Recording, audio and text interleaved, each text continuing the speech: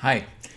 In this little talk, we're going to look at chapter 10, really the last chapter before we get to the afterword of inspired logical strategy that works. And in this one, we cover the area of reviewing your strategy. Remember, your strategy is a living piece of work. It's supposed to change. It's not static, it's not constant, it's not cast in stone. You would like as much as you can to be cast in stone, but you always have to be aware that situations change, dynamics change, the market changes, all sorts of things, people come and go. There are many different things can affect your strategy for the better or for the worse.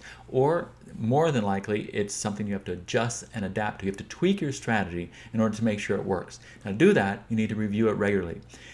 For a company that's got a significant amount of business, it's useful to look at your strategy at least every quarter. Every quarter should be a formalized review of your strategy where you present to senior management or the board or both. How are things going? What is our performance against our strategy? Where do we expect to get, and where are we? And then you can see, you can jump on it early enough. If you allow poor or negative or unexpected performance to continue for many months, then you can't fix it in time to make your targets for the end of the year. So you need to always be ready and able and willing to tweak and adjust your strategy, which can only be done if you have a strategy review process. Now, to do that, you need to make it a formalized process. You're going to meet every 3 months or every month or every 6 months, whatever happens to be, has to be a formalized structure. The way you present it has to be formalized.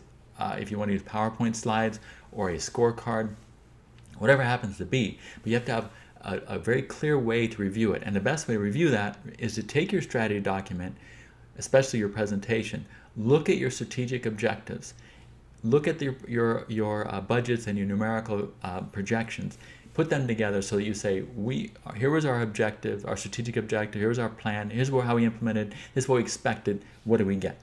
And you just do that as a scorecard or some way. You can do it by business unit or by overall, but any way you do that, that's what you want to do. This is what we plan to get, this is what we have, what can we do to fix it? It's always a good idea to have the people responsible for getting the results at the strategy review meeting, because the pressure has to be put on them. They have to be able to see that they are responsible for hitting those targets, and they can come up with suggestions to make it better or just agree to work harder to get it better.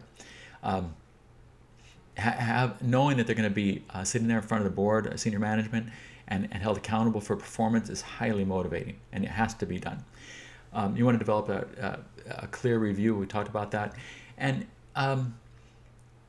you'll want to see how these things depend on the size, on how in depth you go. But take into account the size of the company, all that sort of thing. But you want to make sure that you have enough information there with enough power to make a difference.